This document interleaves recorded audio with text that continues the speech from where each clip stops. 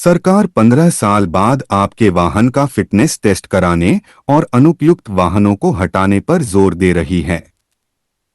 क्या यह एक निजी वाहन के लिए उचित है? खराब सड़कें और खराब स्पीड ब्रेकर देकर वाहनों को नुकसान पहुंचाने के लिए सरकार जिम्मेदार है। सरकारी अधिकारियों का फिटनेस टेस्ट क्यों न लिया जाए और जो काम नहीं करते उन्हें स्क्रैप क्यों नहीं किया जाए? कार के इंजन की लाइफ 200 मील या 3,20,000 किलोमीटर होती है। फिर 15 साल में बिना ओडोमीटर जांचे कारों को कबाड़ क्यों करना, यह बिना जाने कि इंजन की कितनी लाइफ बाकी है। हम वाहनों पर लाइफ टाइम टैक्स देते हैं। क्या सरकार स्क्रैपिंग के बाद इंजन के शेष जीवन के लिए कर राशि वापस कर देगी?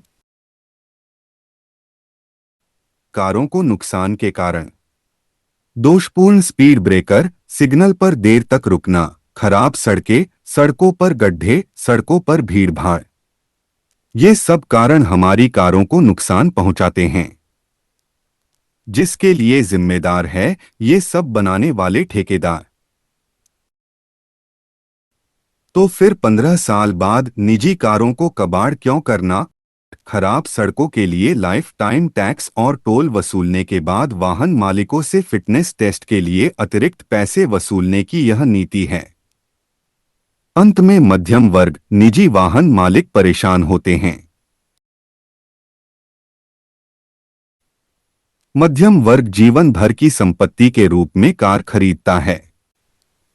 निजी वाहन की तुलना टैक्सी से न करें। निजी कारें मध्यम वर्गीय परिवार के लिए जीवन भर की संपत्ति हैं और इनका रखरखाव अच्छी तरह से किया जाता है। फिटनेस टेस्ट की जरूरत नहीं।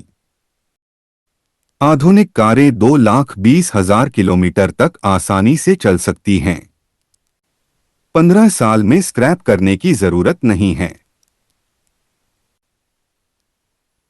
निजी सीएनजी कारों को स्क्रैप करना मूर्खता है।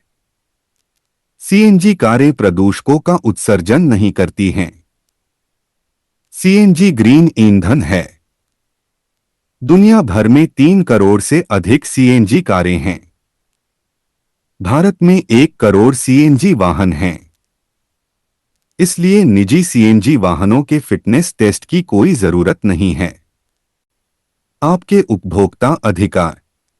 जीवन और संपत्ति के लिए खतरनाक उत्पादों और सेवाओं के खिलाफ सुरक्षा का अधिकार आपके पास है।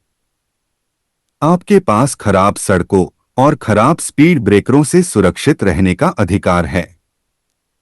उपभोक्ता अदालत के माध्यम से आपके वाहन की मरम्मत की लागत और मानसिक पीड़ा के खिलाफ मुआवजे की मांग कर सकते हैं। उपभोक्ता अधिकार।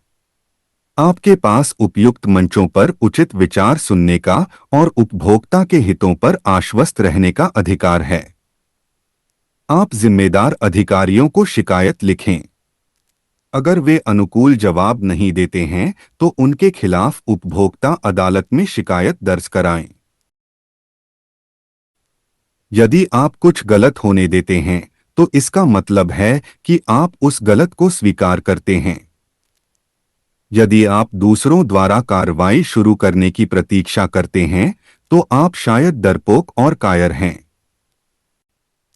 यदि आपको लगता है कि आपके पास ईमेल लिखने के लिए भी समय नहीं है तो आपकी नाक के नीचे होने वाली गलतियों के लिए आपको भी दोषी ठहराया जाना चाहिए। आपके पास गैरेज में बिताने के लिए समय है मगर ईमेल लिखने के लिए नहीं। यदि आप सुधार का कार्य आज नहीं करते तब तक कल कैसे बेहतर होगा? आप करों का भुगतान करते हैं, सड़क किनारे पार्किंग शुल्क, उच्च ईंधन शुल्क, खराब सड़कों के लिए टोल देने के बावजूद भी अपने वाहनों को क्षतिग्रस्त करवाते हैं और फिर मरम्मत के लिए भुगतान करते हैं।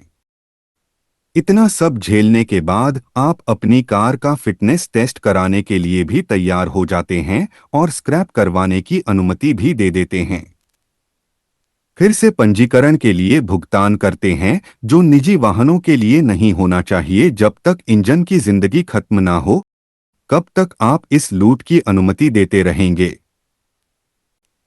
अगर आप जागरूक नागरिक हैं और आपको लगता है कि निजी वाहन को उसके इंजन की जिंदगी के पहले स्क्रैप नहीं करना चाहिए और आपका वाहन खराब रोड और खराब स्पीड ब्रेकर के कारण खराब हो रहा है, तो आप अपनी शिकायत परिवहन मंत्री को दिए गए ईमेल आईडी पर लिख सकते हैं। उपभोक्ता शिकायत दर्ज करने के लिए या उपभोक्ता अदालत में मामला दर्ज करने में सहायता प्राप्त करने के लिए www.icrpc.org पर जाएं। mail@icrpc.org पर लिखें। कृपया इस चैनल को लाइक और सब्सक्राइब करें। कृपया फिटनेस टेस्ट और 15 साल में निजी कारों को खत्म करने के बारे में अपने विचार और टिप्पणियां लिखें।